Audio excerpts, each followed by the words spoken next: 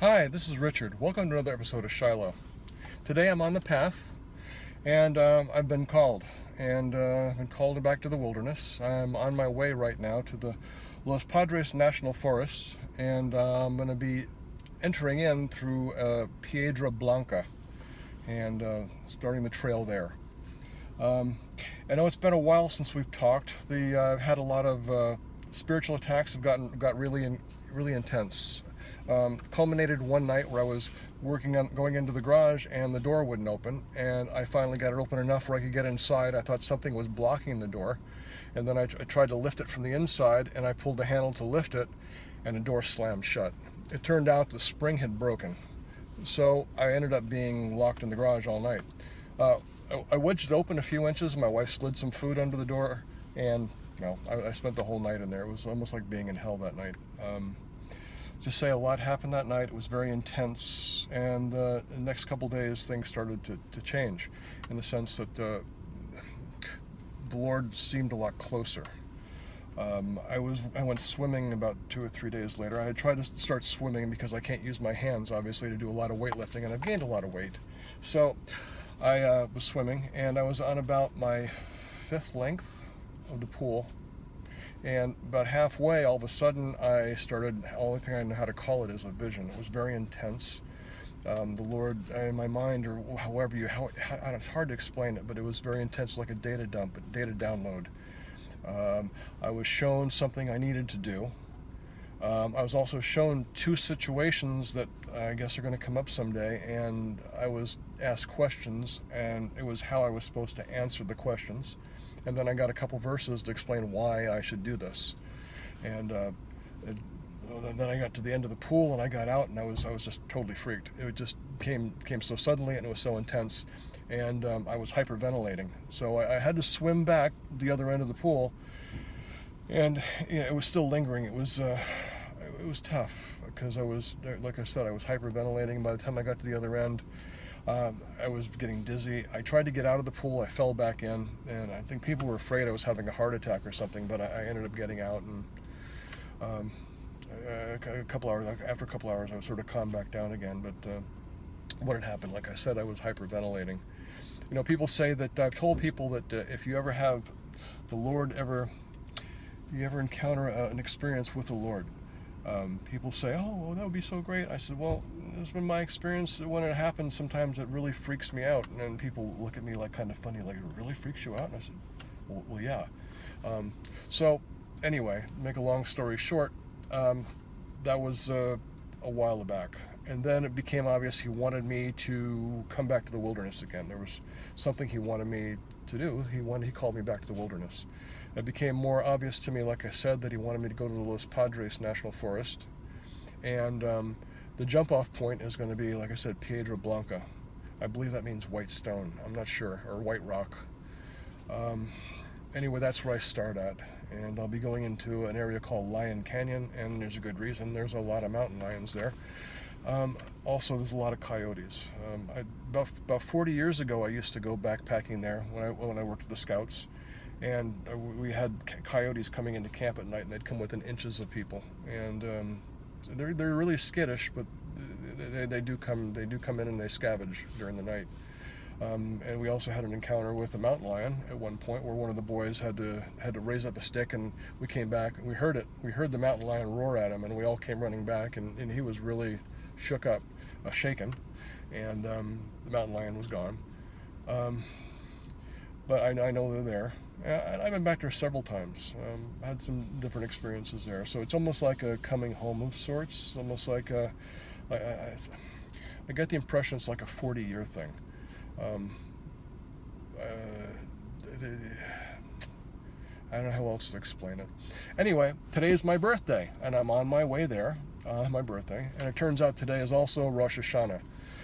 So I'm trying to get there before sunset.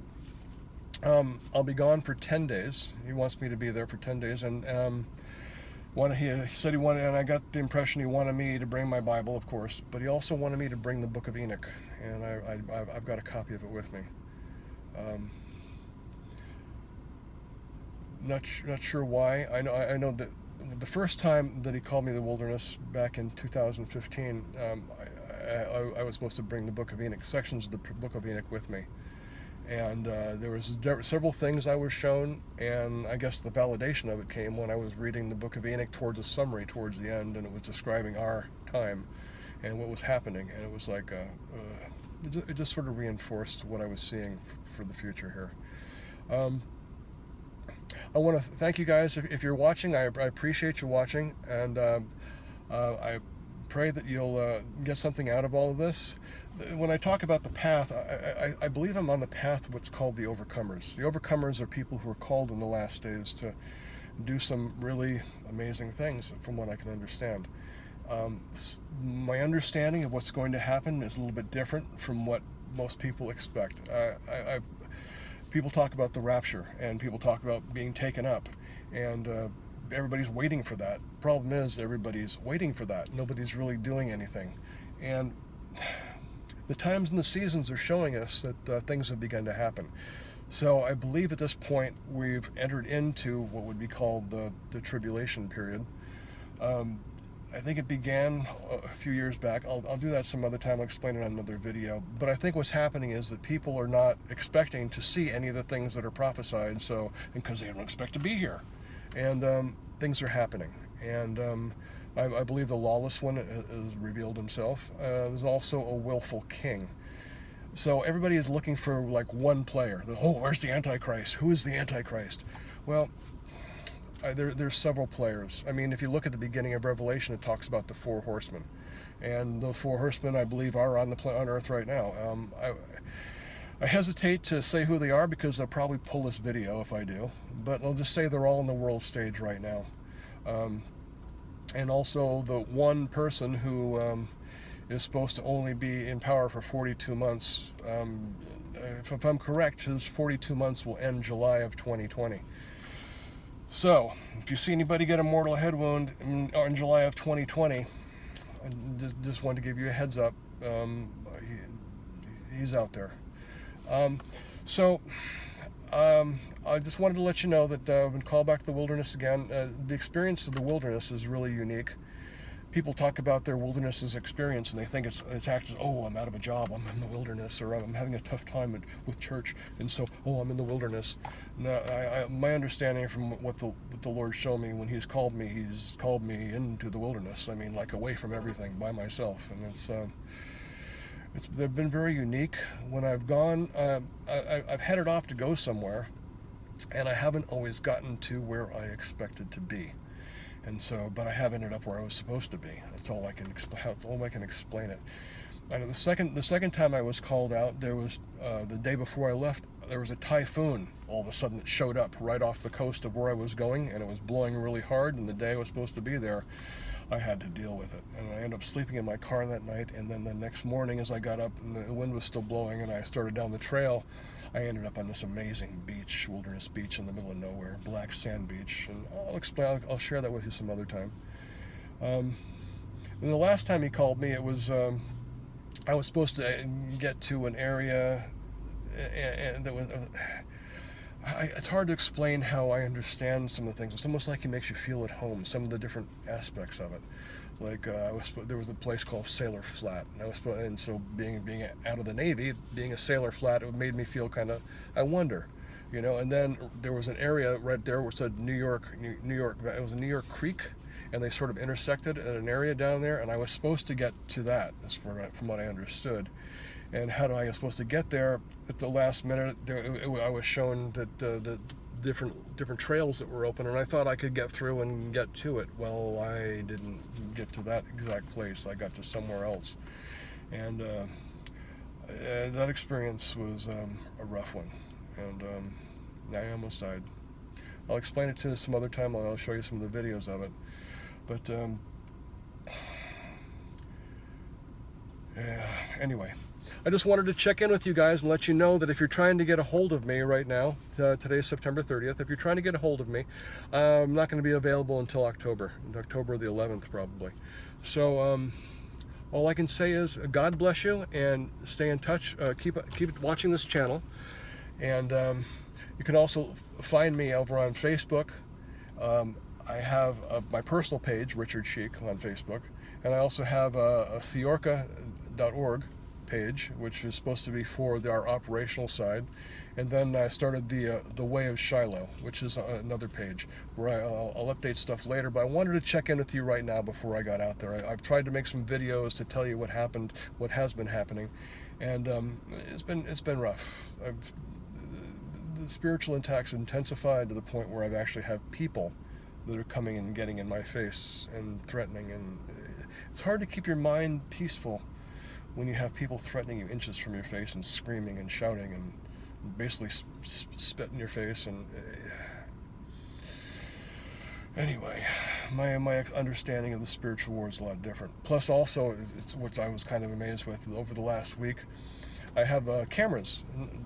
We have cameras to monitor our house because there have been some break-ins around the area.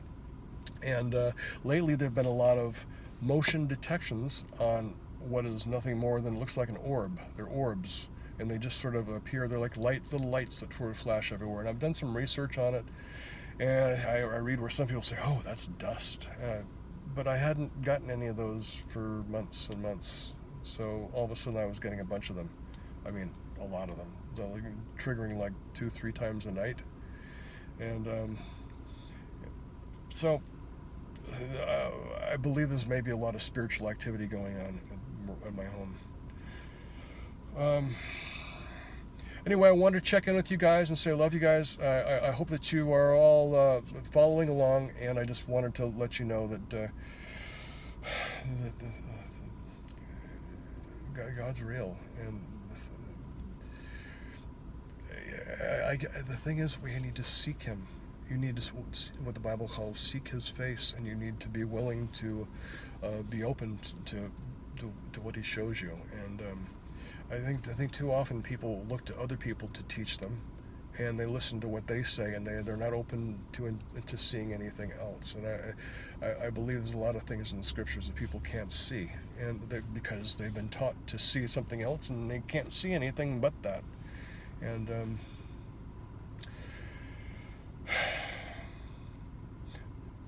the Bible says that people are going to say that at the time that He delays His coming because, well, the rapture hasn't come yet. He hasn't delayed His coming.